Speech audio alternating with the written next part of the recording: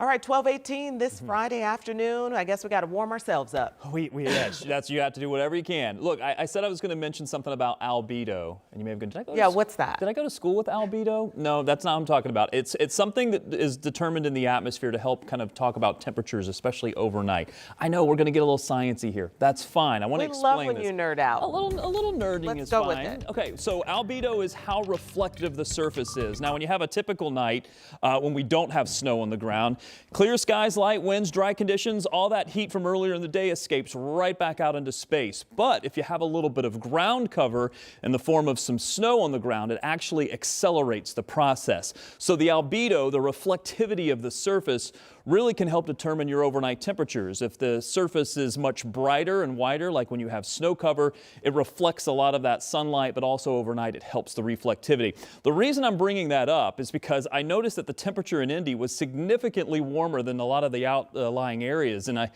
so what's going on here? Why is Indy getting so much warmer? So I looked at the visible satellite. Well, take a look. Now you can see some of the cloud cover off to the north, but a lot of what you're seeing here is snow cover.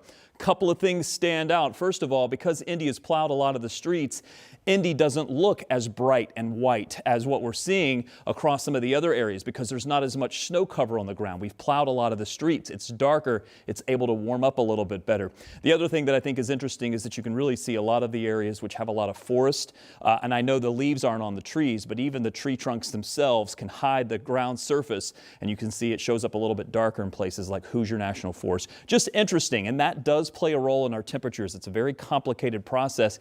Just talking about temperatures for the daytime. We do have a little bit of that snow that's trying to roll in from the north. Most of this is not going to amount to very much. It may bring us a chance for some snow showers, but the timing could bring those snow showers in through the evening commute. Could have a couple of slick spots, but I still think it's going to be, for the most part, really not that big of a deal. Temperatures near zero for tonight. Your mileage may vary, as we've been saying every single night. There's that chance for a few snow showers. You'll see it pop up as we get through the afternoon and maybe into the evening. Again, it's not very much. There may also be some lake effect snow along Lake Michigan, but for the most part for us, it's just going to be a chance for a little bit of cloud cover. Let me show you the 7-day forecast. You're not going to see much change here. We should not have that impact alert there, but Saturday morning flurries are possible. Sun and clouds possible for a Sunday.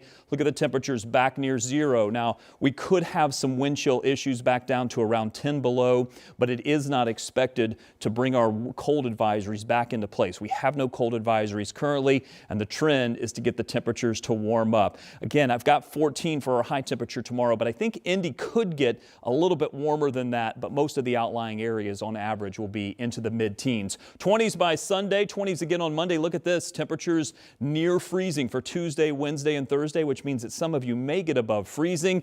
And then yes, towards the end of that forecast, 34, we are expecting temperatures to get above freezing. Finally, it just takes us until Friday to get there. Keep an eye on that Wednesday forecast, by the way. We are talking about the chance for some snow showers. We'll see if that leads to any accumulation. Right now, it's far enough out that we're just going to keep our eye on it and hope we don't have to add more snow to what's already on the ground.